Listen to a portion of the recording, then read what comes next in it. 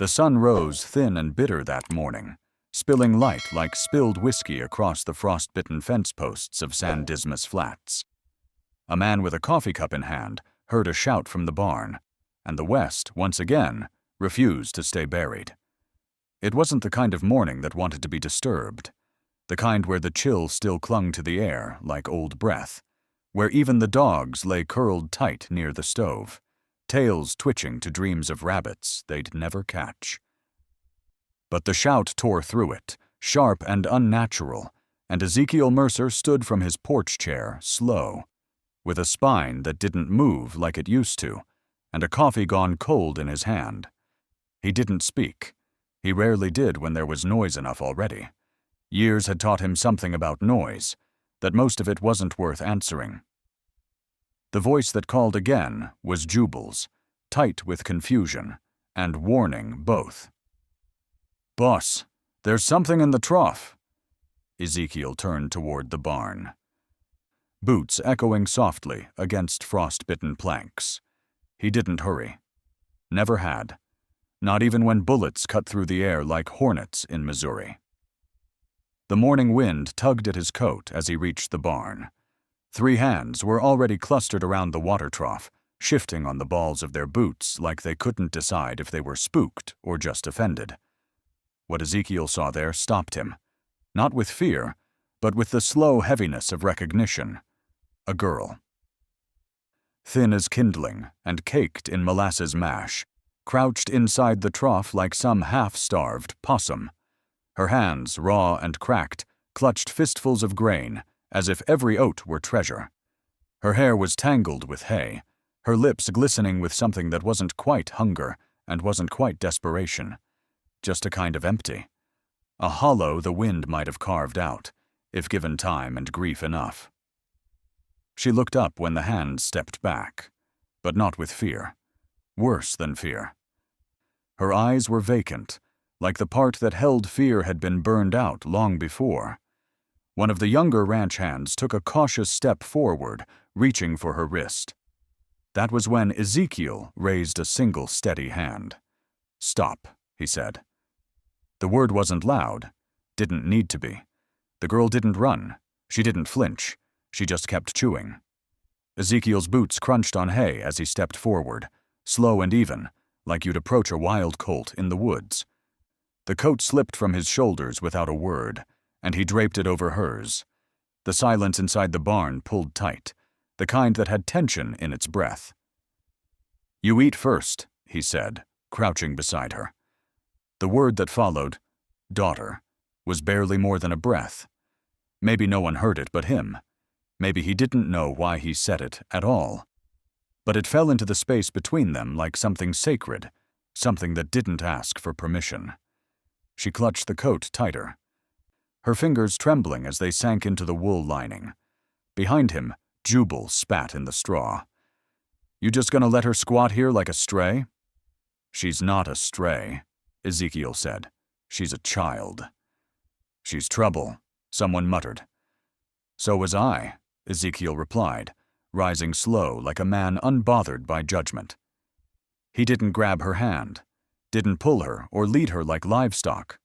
He just walked beside her, patient, steady. And after a few steps, her bare feet began to move with his. She stumbled once on a stone near the edge of the trough, wincing sharply. Without a word, Ezekiel bent, lifted her into his arms, and carried her. She was light as smoke, and just as fragile. Inside the ranch house, the air was thick with the smell of yesterday's stew, boiled coffee, and oil from the rifle that sat near the door like a house guest. No one could forget. Ezekiel set her down at the kitchen table. She didn't look around. Didn't touch the chipped china or the embroidered kerchief folded on the shelf. Just sat. He ladled warm stew into a bowl and set it before her. She stared at it a moment, like she didn't trust it. Or maybe she didn't trust herself. Then, with one hand, slow, trembling, she lifted the spoon and began to eat. Fast at first, like she thought it might vanish. Then slower, unsure. Ezekiel poured himself a coffee and sat across from her. Outside, the land stretched wide and still. The dogs barked once, then quieted. "You got a name?" he asked. No answer, just the sound of metal against crockery. "You come from the road, the canyon." Still nothing. He didn't press. Names didn't matter at the beginning, only hunger did. He sipped his coffee, watched the sunlight creep across the dusty floorboards like a promise it hadn't yet decided to keep. That afternoon, he set up a cot near the stove. She curled into the coat without a word, didn't ask questions, didn't weep. Just disappeared into wool and shadow, like she belonged there. Ezekiel sat out on the porch long after the sun had dipped behind the ridge. The world wore the bruises of dusk, sky purpled, wind light, the smell of wood smoke floating up from the far chimney. The war had taken many things from him, hearing in his right ear, the strength in his knees when it rained, and the family he'd buried too young. But not his instinct. That remained, stubborn and sharp. He'd seen her before, not her exactly, but others like her. Back in Arkansas, during the bushwhacker raids, children walking through burning fields with mouths wide open and no sound inside. Ghosts still tied to their own bones. He knew this wasn't just survival. It was after survival. The part where something human was meant to grow again, but didn't always. That night, while the logs crackled low in the stove, she murmured in her sleep. Names, soft and slurred. Tommy, Mama, Ran. He didn't sleep, just listened. When dawn came, it brought bird song and the distant sound of a loose horse striking fence rail. She stood barefoot in the kitchen doorway, wrapped in his coat like it had always been hers, watched the horses grazing through the slats of the corral. He poured oats into the pan, handed her a bowl of warm water, and said nothing when she blinked tears into it. Then, finally, a sound. One word. Clara Rose.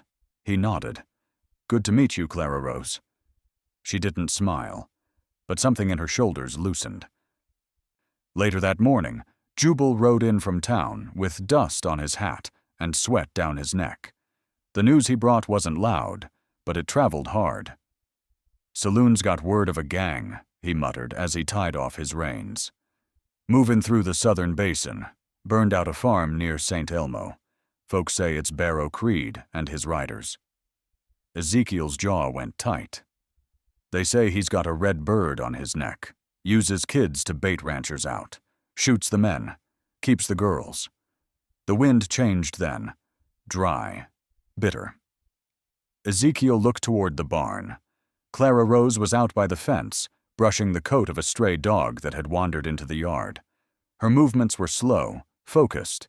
She hadn't spoken since giving her name. He said nothing. But that night, after the lamps were out and the stove banked low, Ezekiel climbed to the loft, pulled down an old rifle from the crossbeam, cleaned it slow, silent, checked each bullet like a prayer whispered through steel. Outside, far beyond the canyon, a thin curl of smoke rose into the night. A signal, unmistakable. Clara Rose stirred in her cot and whispered, barely a breath. He's coming. Ezekiel leaned forward. Who? Her lips barely moved. The man with the red bird on his neck. And then she drifted back into fevered dreams. Ezekiel stayed in his chair, gripping the rifle across his knees. The coffee pot hissed beside him. The wind moaned against the roof, but inside that room, everything was still, because the girl had given a name. And that name carried thunder. You ever seen eyes that empty? Jubal muttered behind him. Ezekiel didn't answer. His were emptier once. The wind came in stiff from the canyon, tasting of ash and old secrets. On the far bluff, a thin curl of smoke rose, a signal no decent soul wanted to see. Ezekiel Mercer didn't speak when he saw it, didn't shout, didn't run, just narrowed his eyes, the lines around them carved deeper than any blade, and let his breath fall heavy on the porch rail. He'd seen smoke like that once before. Not the kind you cook beans over, not the kind that rises sweet and slow from a chimney. This was a mark, a banner, a call to memory that stank of burned rope and children's shoes left behind. Inside the house, Clara Rose sat still on the edge of the cot, the coat wrapped around her like it was stitched to her skin. Her fingers worked at the frayed hem, not nervously, but with the rhythm of someone who'd taught herself to stay busy when fear came knocking. She hadn't said another word since the name had passed her lips the night before, but Ezekiel had heard enough, more than he wanted, less than he needed. He remembered the boy. Back in the war, Missouri mud so thick it tried to hold you in place. A scrawny thing with eyes too wide for his head, and a red raven tattoo stretching across his neck like it was trying to fly off his skin. The boy had dropped his rifle, raised his hands, begged, and Ezekiel had spared him. That was the mistake. Not the mercy. Mercy wasn't wrong, but sometimes it had a long tail and sharp teeth. By late morning, the air had thickened, not with heat, but with knowing. The horses were restless in their stalls. The hens didn't peck the way they usually did. Even the dogs moved like they were listening for something they hadn't heard yet. Ezekiel lit the stove with flint and breath, made coffee that tasted like bark and regret, and poured 2 tin cups, one for himself, one left untouched on the counter. The floorboards creaked behind him. Clara Rose stepped into the light. Her face was drawn, but her shoulders no longer slumped. She didn't look broken anymore, just hollowed out, like a tree struck by lightning, but still standing. He handed her a piece of cornbread. She took it, nodded once. No thank you, no softness, but she ate it all. Jubal rode in from the southern fence line with dust on his boots and an expression carved from rock. He tied off his horse and stepped up onto the porch without waiting for invitation. "They're near," he said. 2 riders seen outside Cold Table, one with a red bird on his neck. Ezekiel didn't flinch. Scouting. "More behind," Jubal confirmed. "They're not hiding it. They want to be seen." Jubal looked past him into the house where Clara Rose stood half in shadow. "You know this man, don't you?" Ezekiel tapped ash from his pipe and said nothing. The air between them grew heavy with the weight of unspoken history. Inside, he went to the drawer beneath his bed and pulled out the old canvas roll, laid it across the table, untied it, a cavalry knife, a silver coin worn smooth by time, and a hand-drawn map, edges curled and ink faded, but still sharp in his mind. The map showed ravines and dry riverbeds, places where echoes didn't return and only the oldest bones remembered the names. Clara Rose watched from across the room. She approached the table like it might bite. "You knew him?" she asked, not quite asking. Ezekiel nodded once. "Back when we were both stupid." She looked down at the coin, then the knife. "You let him go." "I thought it'd make me better than him." "Did it?" He didn't answer. The fire cracked in the stove. Outside, the wind picked up, whistling through the gaps in the porch rail like it had something to say but didn't know how. Evening settled in without color. Just that strange bleached gray that comes before a storm. Smoke rose again from the far ridge. Ezekiel climbed the watch bluff near the water trough, spyglass in hand, peered through it with the patience of a man who'd once tracked ghosts through trees. 6 riders, black horses, slow, deliberate pacing, not a raid, a warning. He came down the hill without speaking. No hurry, no fire in his step, just the weight of knowing wrapped around his shoulders like a second coat. Clara Rose was waiting near the barn. She held out his duster, but didn't speak. "You're going to meet him," she said. "I'll talk before I shoot." "He won't." "I know." She looked down at the dirt, at the scuffed toe of her boot. "He killed my brother first, made me watch. Ezekiel's jaw worked silently. No words came. "He makes the ones he breaks into messengers," she said. "He lets you live if you scream loud enough." He took the coat from her hands and slid it on slow. "I won't let him near you." But Clara Rose shook her head. "He's already near me. Every night. Every breath." Ezekiel wanted to say something kind, something soft, but the world had hardened around them, and kindness felt like a thread that would snap if pulled too hard. So he touched her shoulder, firm and steady. That was enough. Before sunrise, a white cloth fluttered from the north fence line, a false flag of peace. Ezekiel approached on foot, rifle slung across his back, but not drawn. Knife hidden deep behind his belt. Barrow Creed waited near a dry cottonwood stump, where the ground cracked open like old skin. He was taller now, sharper, face like river rock that had spent too long in fire. The redbird tattoo curled out from beneath his collar like a curse unfinished. "Well, I'll be damned," Barrow said, grinning crooked. "Thought you'd be bones in the dirt by now." Ezekiel stayed quiet. "You kept my life once," Barrow continued, pacing slow like a preacher lost in his own sermon. "I came to return the favor." "No favors," Ezekiel said. "Just leave the girl alone." Barrow clicked his tongue, wagged a finger. "See now, that ain't a favor. That's a demand. And you don't make demands when the storm's comin'. She's not your message." "Oh, but she is," Barrow said, stepping closer. "You let me walk. I built a kingdom from that mercy. But every kingdom needs thunder, needs stories. She's a loud one.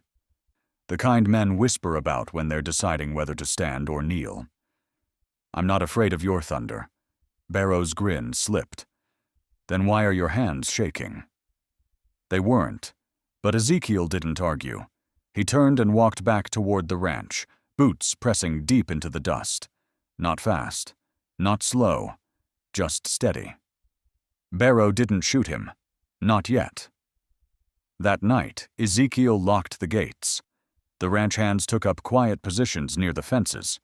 Rifles loaded. No torches. No fire. Only shadows. Clara Rose sat in the loft behind a bale of hay. A pistol rested beside her. She didn't touch it. Not yet. Just stared at it, like it might offer a choice. Rain came without warning, hissed against the dust and turned the yard to mud. Thunder cracked far off, then closer. Somewhere out in that dark, a horse whinnied too sharply. Jubal burst through the door, wet to the knees. "They're movin'." Ezekiel stood, grabbed his rifle, fastened the knife to his belt. "No one dies tonight but devils," he said. The storm swallowed his voice, and the wind, still tasting of ash and secrets, blew colder than it had in years. She looked up at him, small and pale by lamplight. "You let him go once?" Ezekiel's jaw tensed. "I thought it would make me better than him." "Did it?" The storm outside answered before he did. It wasn't the sound of hooves that woke them. It was the sudden silence of everything else. Even the wind seemed to hold its breath. The air in San Dismas Flats had turned strange that morning. Warm, too warm for spring. A sticky kind of stillness crept in with it, the kind that told you something wicked was coming, and even the dust was too scared to stir. Chickens clucked once, then stopped. The horses stood rigid in their stalls, nostrils flaring, ears twitching toward an invisible rhythm. Something was crossing into their world, something that knew how to speak without making a sound.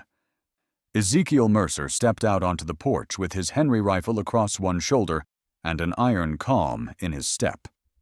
He did not look hurried, but his eyes moved like a hawk's, tracking, measuring. He stood at the edge of the porch and looked west, toward the trail that cut through the dry hills. There, barely visible, moved 11 riders. Not fast, not sneaky, just certain. Dust curled behind them like the tail of a devil.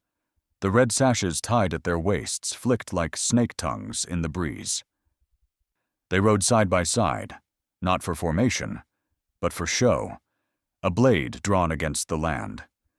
Jubal came in from the west gate, breathing heavy, his beard clotted with trail grit. "They're back," he panted, "and they ain't sneakin'. How close?" 2 miles, maybe less. Ezekiel nodded. He didn't ask more, didn't need to. He turned back into the house and found Clara Rose standing by the window. The morning light cut her face in half, one side gold, the other shadowed. Her fingers curled tight around the handle of her revolver, not in fear, but in readiness. "You sure about this?" she asked, voice dry. "No," Ezekiel said, "but sure don't got much to do with what needs doing." He crossed to the armoire and opened the tall door with a groan of old hinges. Inside, nestled among horse tack and a canvas satchel, hung the Henry rifle he'd carried in the war. He hadn't touched it in years, not for game, not for coyotes, not even for fence post warning shots. It was a tool made for the kind of killing a man didn't brag about. He pulled it down, ran a cloth along the barrel, and checked the chamber like a man checking his own pulse. Outside, the sun had climbed, casting long shadows across the dirt yard. The ranch hands gathered near the barn, heads bowed, voices low. They didn't need speeches, just a leader. Ezekiel stepped into their circle. Dust licked at his boots. Flies buzzed near the trough, unaware of the tension riding the wind. "They're coming to make a show of it," he said quietly. "Not a raid, a reckoning. They want fear. Don't give it." Jubal spat into the dirt. "You think Barrow's among 'em?" "He'll be last," Ezekiel answered. "He always was." One of the younger boys, barely 16 and holding a rifle like it was a broomstick, raised his voice, trembling. "What if they call us out one by one?" Ezekiel met the boy's eyes. Didn't blink. "Then we answer like men with land behind us.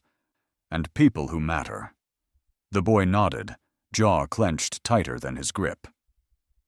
Just then, Clara Rose stepped out of the barn. Her braid was pulled taut behind her neck. She moved with a purpose the wind couldn't shake. In her hand, the revolver hung easy, like it had always been there, waiting. Ezekiel looked at her a long moment. "If anything happens," he said, "you ride. Don't wait. Don't look back." She didn't nod. "If anything happens," she said, "I shoot." The riders arrived not long after, sweeping up the path like wolves testing the edge of fire.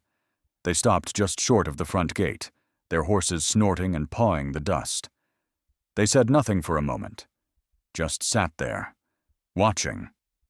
Then the one in front, thick-chested, with a split ear and yellow teeth, called out. "We come for the girl," Silence answered. He tried again. "We come for her, and the man who sheltered her." He grinned, revealing more rot than bone. "We ain't talking both, just one." Ezekiel stepped forward. Boots heavy against the dry earth, the gate creaked in the hush. "No one's leaving with anything but regrets," he said. Laughter bubbled from the man's throat. "You think you can stand against all this?" "I ain't alone." As if summoned, the canyon wind shifted, and from the ridge behind the house, the whisper of steel came, long, smooth, and deliberate. Jubal and two others had circled behind them, rifles raised from higher ground. The yellow-toothed rider's grin wavered. Ezekiel's voice hardened. "You think you're the first devils to cross this fence?" No answer. "You think you're the worst?" Still silence. "I've seen worse men burn," Ezekiel said, lifting his rifle, "and the land don't remember their names." Then, without warning, a single shot cracked. Not from the ridge, not from Ezekiel, from behind the riders. One of their own slumped sideways, blood misting the air like breath in winter. Barrow Creed rode forward through the parting gang, his coat flapping loose, the red raven tattoo rising with each movement of his chest. He smiled, slow, like a storm rolling in. "Thought you'd forget about me," he said, "but you've been waitin'. I like that." Ezekiel didn't move. "I never forget what needs finishin'," he said. Barrow turned his gaze to Clara Rose. "You been eatin' well, little mouse. Ain't feedin' on scraps no more." She didn't look away. "I sleep at night now," she said. "Do you?" Barrow chuckled. "Feisty." Then his voice dropped, like ice into boiling water. "You should have stayed broken." And that was the cue. But Clara Rose didn't flinch. She raised her revolver. "I didn't stay broken," she said, "because he fed me like a daughter." She pulled the trigger.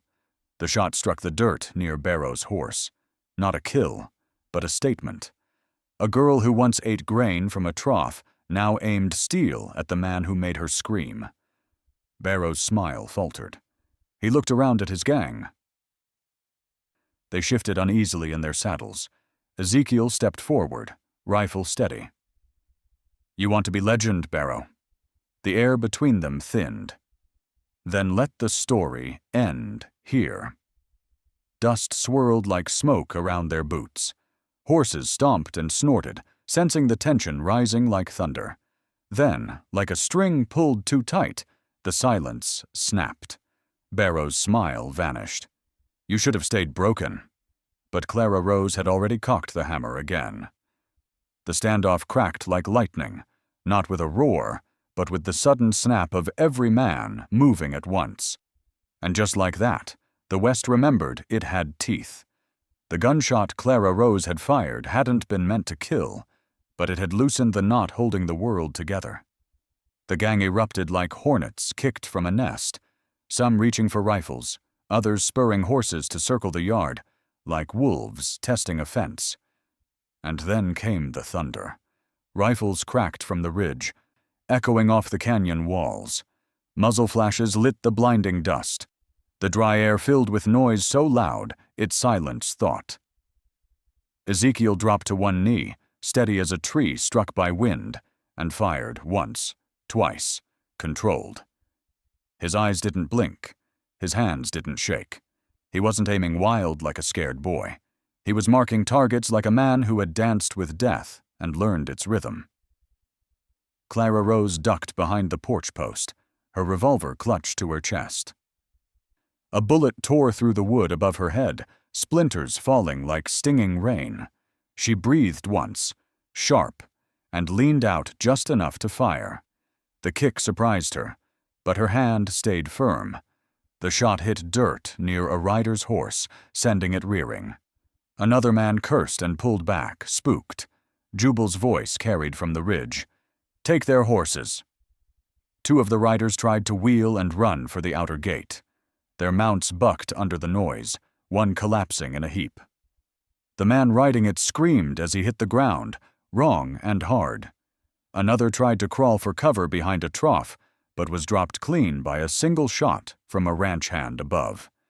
Barrow Creed sat astride his black gelding in the center of the chaos, unmoved. Smoke curled from the barrel of his pistol. His smile had returned, not broad, but twisted like wire pulled too tight. He watched his men falter with something close to disgust. Clara Rose moved through the shadows toward the barn. Low and quick. She paused near the open gate where one of the gang had taken cover behind a feed barrel. She could hear his breath, fast and panicked. She stepped into his path, just as he lunged for the barn door. She didn't hesitate. The revolver cracked. The bullet struck his leg, and he went down screaming. She kicked his pistol out of reach and knelt beside him. "You don't get to run," she said, voice low and steady. Ezekiel caught a glimpse of her through the haze, her shoulders square. Her hand still holding the revolver with the grip of someone born for it. The fight raged around him. He moved from the well to the coop, crouching beside the stacked barrels. Two more riders circled in from the east, one dismounting to take aim from behind the fence. Ezekiel lifted his rifle, took a breath, and fired.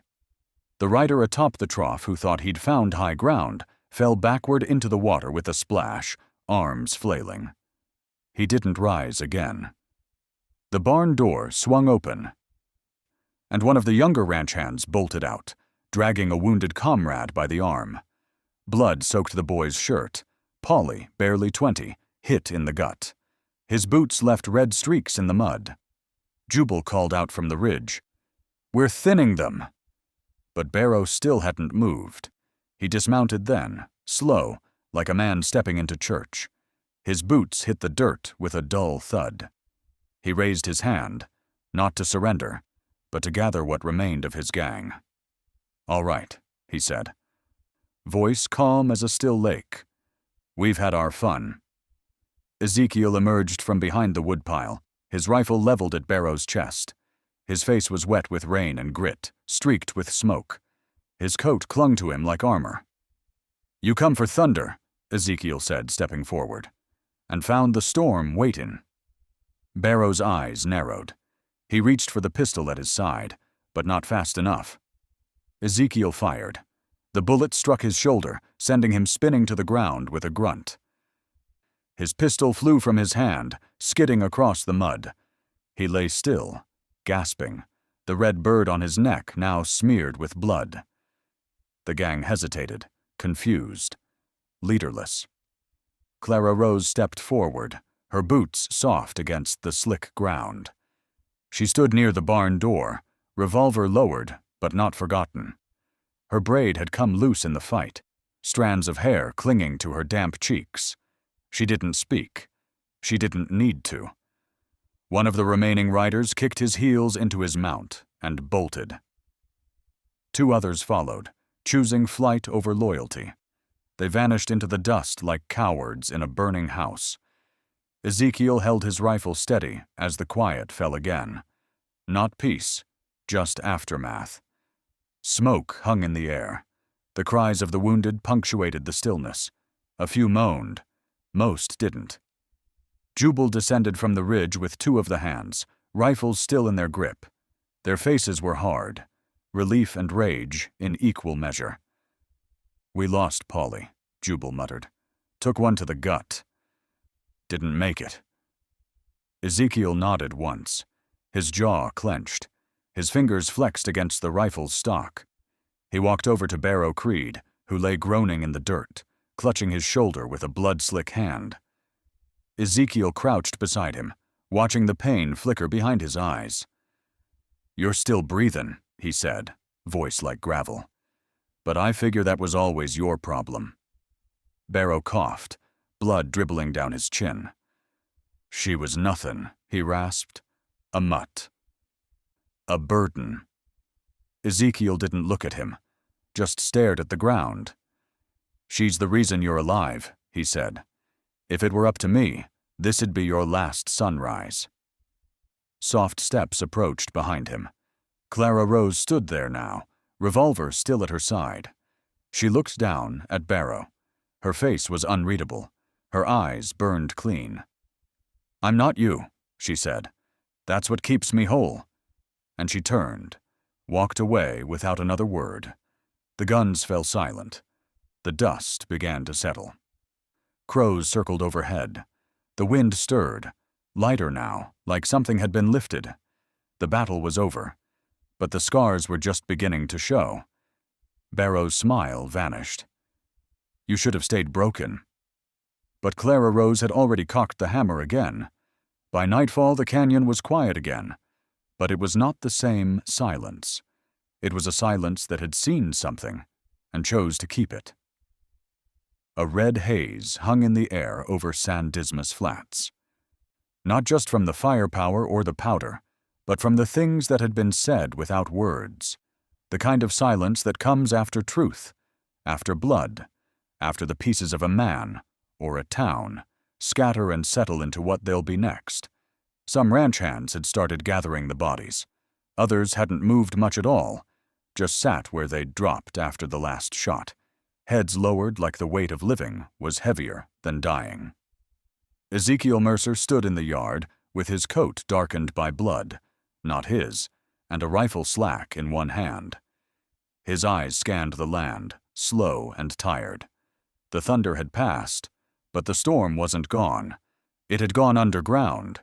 It would whisper for years in their memories, in the way Clara Rose flinched at hammer clicks, in the dreams Jubal wouldn't talk about, in the way Ezekiel's right hand kept trembling, long after the rifle was set down. The wounded were tended. The dead were counted. Polly was buried near the back fence line under a willow that hadn't bloomed in years. Clara Rose didn't say much, but she brought the shovel when no one asked and helped cover him with earth, slow and steady, her eyes never leaving the job. The sun dipped low, casting the graves in orange. Someone marked them with cedar crosses cut from broken fence rails. Barrow Creed lay in the cellar now, wounded, bound, left with a half-spilled lantern and 2 words carved in his silence. Not yet. The bullet hadn't killed him, though Ezekiel's aim had come close. The man who once rode with fire in his mouth now lay curled like a snake under stone, mumbling about storms that never came. Clara Rose stood at the edge of the barn, eyes on the horizon. She held her revolver in both hands, not like she was afraid to use it, but like it had become part of her. Her hair hung loose, dirt-streaked and half-wet from where she'd washed her face at the trough. She hadn't slept. Neither had Ezekiel. The fire in the main house burned low. Jubal came in with a small sack of dried beans and a quiet nod. "Gonna cook," he said. Ezekiel just nodded. The house felt different now. Not cleaner, but emptier. The kind of emptiness you only noticed after the shouting stopped. A stillness that wasn't peaceful, just patient. Outside, the horses moved again, unburdened. A few birds returned. Clara Rose sat beside the porch rail on an overturned bucket, her fingers stained with oil from cleaning the revolver. Ezekiel joined her without a word, lowering himself to the steps with a grunt. His knees didn't forgive long nights anymore. They sat like that a while, neither speaking, just breathing. Then quietly, she asked, "You ever wonder if peace is real?" Ezekiel didn't answer right away. He watched a crow land near the far fence line and pick at something in the grass. "I used to," he said finally. "Then I stopped needing to believe in it. I just started building it anyway." Clara Rose nodded. Her fingers paused. "You think I'll always carry him with me?" "Maybe," Ezekiel said, "but not the way he wants." She turned to look at him, brow furrowed. "See," he continued, "when evil leaves a mark, it wants to make you smaller, wants to live on inside you, carve out who you were. But you didn't shrink." He looked at her then, really looked. Her face was scratched, her cheeks still bruised, but her eyes were clear. "You grew teeth." She didn't speak, but her chin lifted, just a little. Behind them, the wind picked up, softer now, like it had changed its mind about what kind of story it wanted to carry. By evening, lamps flickered again through the house windows. Jubal stirred beans over a fire. The men who were still able helped patch the gate. Clara Rose helped too, twisting wire with her own raw hands. The night crept in slow. No gunfire. No shouting. Just crickets and the low moan of an old barn door swinging in rhythm with the wind. Ezekiel sat alone on the porch as the sky darkened to velvet. The stars came out, one by one at first, then in clusters like dust settling from a wound. He reached into his coat and pulled out the silver coin, held it between 2 fingers. It caught the firelight, glinting like something new, though it had been carried through too many years. He turned it once, twice, then tucked it back into his pocket. Somewhere inside, Clara Rose was humming, not loud, not a song he recognized, but a tune, a real one, something that might have belonged to her mother once.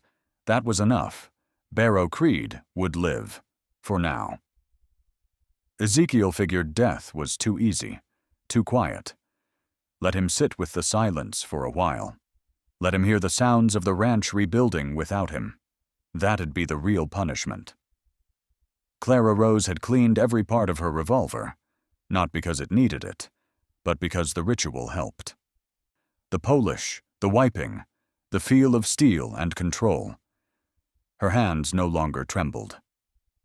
Later, after the porch lantern was lit and the dogs returned to sleep near the steps, Ezekiel found her again, near the barn, sitting on the feed bucket with her hat pulled low. He sat beside her, didn't say a word. They didn't need many anymore. They had earned their quiet. From that night on, the canyon kept a new story. Not about blood, not about thunder. About the girl who was found chewing feed, and the man who knelt beside her and said, "You eat first, daughter." By late July, the rains had vanished, and the air grew brittle with heat. The days dragged like wounded animals, and the ground cracked open in long, splintering veins. San Dismas Flats no longer smelled of gunpowder, but the stillness in the air was its own kind of warning. The sort of quiet that made dogs bark at nothing, and wind chimes jangle without breeze. The kind of quiet that meant things were watching. The graves behind the barn had started to sink slightly, the dirt settling over what remained of those who hadn't ridden away. Clara Rose passed them each morning, never turning her head, but never pretending they weren't there either. She had begun humming again, soft, tuneless things, sometimes just 3 or 4 notes repeated like a memory she hadn't finished remembering. The men worked hard through the heat. Mornings were spent tightening fence lines, patching what bullets had shattered. Ezekiel still walked with a slight limp from the week's earlier storm. He didn't speak much, but no one expected him to. He carried the silence like he carried everything else, worn smooth and heavy, like the old metal tucked in his chest drawer. The chickens clucked again. The dogs no longer whined in their sleep. Clara Rose had taken to feeding the hens herself and cleaning tack like she'd always belonged in that barn. Once, Ezekiel found her stitching up a saddle with a half-rusted needle and perfect hands. She didn't ask how he'd learned to shoot, and he didn't ask who taught her to survive. Healing had its own language, and most of it came without sound. Ezekiel noticed that Clara Rose no longer jumped at every creaking door. Her hands didn't shake when she carried the water bucket. One night, he found her near the porch steps, rubbing beeswax into the leather strap of her revolver holster. She didn't look up when he passed, but she didn't flinch either. That was progress. He figured peace didn't like to be pointed at. The moment you tried, it went running off into the dust again. But still, it had returned, just enough to be noticed, until the horizon cracked open again. They came through the heat like ghosts, 11 of them. No subtlety, no scout riders. Just a long stretch of men in black coats, red sashes swaying like warning flags, forming a jagged line across the northern trail. Dust plumed around their horses' hooves. Their rifles glinted beneath the sun. Clara Rose saw them first. She'd climbed onto the roof to hammer in a loose shingle and froze, hammer in hand, her eyes narrowing toward the shimmer beyond the trees. She dropped down, boots hitting the ground hard, and walked to the porch. "They're back," she said simply. Ezekiel rose from his seat. His coffee had gone cold again. He didn't speak right away. He looked toward the horizon, the shimmer turning darker as the riders moved closer. This time, there was no performance, no game of fear and retreat. This was forward. This was a reckoning. Jubal came running in from the west gate, sweat streaking his shirt, his beard clotted with trail dust. "They ain't sneakin' this time," he huffed. Ezekiel nodded and stepped inside. The house was dim, cool in the way old wood remembers shade. He crossed to the armoire and pulled the Henry rifle from its mount once more, ran a cloth over the barrel slow and even, checking every edge like a man counting the last of his breaths. Clara Rose stood by the window, arms crossed. Her revolver rested on the table. She wasn't scared. She was watching. "You sure about this?" she asked again, just like last time. "No," Ezekiel said. But sure ain't got anything to do with what needs doing. Outside, the men had gathered near the barn. This time, no one shuffled or murmured. They stood in a tight ring, rifles at their sides, jaws set. The sun threw long lines across the yard, cutting through dust and shadow alike. Ezekiel stepped into their circle and looked each man in the eye. No long speeches, just the truth. "They're coming to make a show of it," he said. "They don't want the land. They want the story. They want fear. Don't give it." Jubal, hands still trembling slightly, cleared his throat. "You think Barrow's among 'em?" Ezekiel didn't blink. "He'll be last. He always was." One of the younger ranch hands, barely taller than the saddle he rode, shifted nervously. "What if they call us out one by one?" he asked. Ezekiel held his gaze steady. "Then we answer like men who got land behind 'em, and people who matter." The wind changed, dry and fast, like it was trying to outrun what was coming. That was when Clara Rose stepped out of the barn. Her braid was pulled back tight, face streaked with sweat, revolver resting easy at her hip. The sunlight hit her like a halo. Ezekiel turned to her, held her eyes a moment. "If anything happens, you ride." She didn't flinch. "If anything happens," she said, "I shoot." The gang arrived slow. Their horses were thin but mean, their saddles dusty. They rode without ceremony, as if they knew this was their last ride and didn't mind. They stopped short of the front gate. Their leader, a thick-chested man with a split ear and a long scar across his brow, called out in a voice full of gravel. "We come for the girl." No answer. "We come for her," he repeated, "and the man who sheltered her. We ain't talking both, just one." Ezekiel stepped forward. His boots struck the dry earth like iron. He leveled his gaze. "No one's leaving with anything but regrets." The man chuckled. "You think you can stand against all this?" "I ain't alone." That was when the wind shifted. From the ridge behind the ranch came the soft drag of steel drawn from sheaths. Jubal and two other ranch hands had circled behind, rifles trained, hearts steady. The man at the gate sneered, but it didn't reach his eyes. "You think you're the first devils to cross this fence?" Ezekiel called out. "You think you're the worst?" He took a step forward, voice like dry thunder. "I've seen worse men burn, and the land don't remember their names." Suddenly, a single shot cracked. Not from above. Not from Ezekiel, but from behind the riders. One of their own slumped sideways, blood misting like a fine spray over his saddle. The gang froze. Barrow Creed rode forward through the space they left behind. His coat was open. His eyes glittered.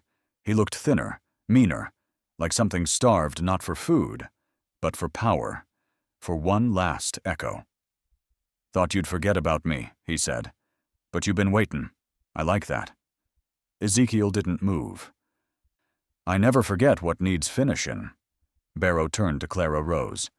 "You been eatin' good, little mouse. Ain't feedin' on scraps anymore." Clara Rose stood still. "I sleep at night now," she said. "Do you?" Barrow's smirk twisted. "You should have stayed broken." She raised her revolver without blinking. "I didn't stay broken," she said, "because he fed me like a daughter." She fired. The shot struck the dirt near Barrow's horse, sending it stamping sideways. Barrow cursed, wheeled, pulled hard on the reins. Everything froze. Then Ezekiel stepped forward. "You want to be legend, Barrow?" The dust stilled. "Then let the story end here." And in that breathless pause, the dust hung like smoke around them, and both sides waited for the world to decide what came next. And now, with the dust long settled and the wind stretched thin across the dry ridges of San Dismas Flats, we find ourselves staring into a silence that does not demand explanation, only memory. A silence stitched with old threads, the scent of scorched molasses, the echo of a girl's whispered name, the creak of porch wood under tired boots, and the way the sunlight slid through bullet holes in barn walls like gold bleeding through a wound. The horses graze again beyond the fence, tails swishing, unbothered. But if you listen close, you'll still hear the faint rustle of a coat being wrapped around small shoulders, and maybe, just maybe, the hush of a man's voice saying, "You eat first, daughter." Out where the willow tree leans over the grave that never had much ceremony, a single wildflower grows, bent but unbroken, its petals the color of the sky just before thunder. That flower, like the girl once mistaken for a ghost, carries something fragile and defiant inside it. There are moments when the wind rolls low through the canyon and the dogs raise their heads, ears twitching, as if waiting for the storm to return. But it never does, not like before. Instead, it hums quieter now, shaped by choices not made in anger, but in memory, in mercy, in the firm resolve of those who survived. Ezekiel's coat still hangs near the stove, its fabric worn thin where Clara Rose once clutched it like a lifeline, and the old war map, rolled up tight again, sleeps in a drawer that creaks when the weather changes. Some nights, Clara Rose sits on the steps and hums a tune her voice barely remembers, the revolver near her foot but untouched, her eyes watching stars instead of shadows. There's an oil lamp in the window, burning softer now, steady like a heartbeat that no longer fears the dark. And in the fields, the earth grows hard, but not unkind, scarred, but not barren, a land that has learned to live with ghosts without letting them govern the living. Justice came, not in time to save everything, but not too late to matter.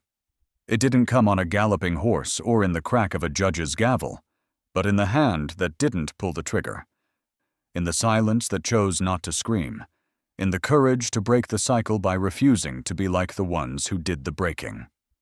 Honor, buried beneath years of dust and regret, rose again, not loud, but upright. The kind that doesn't need applause.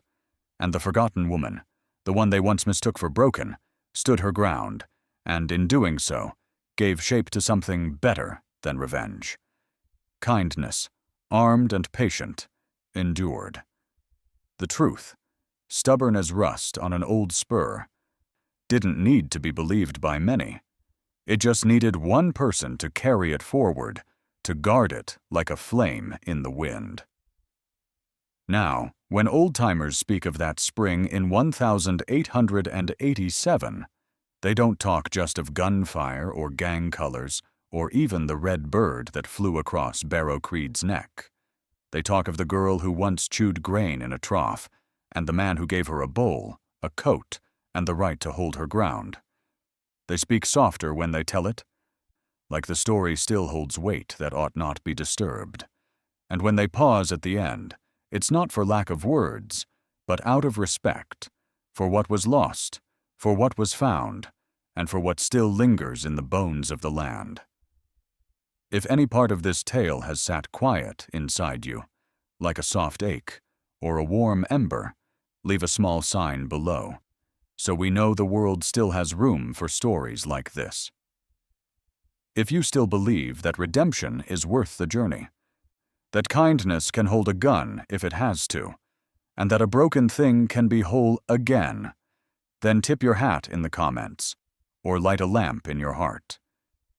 And if you'd care to sit with us by the fire next time to hear another tale pulled from the edge of dusk and dust, we welcome you to subscribe to our channel.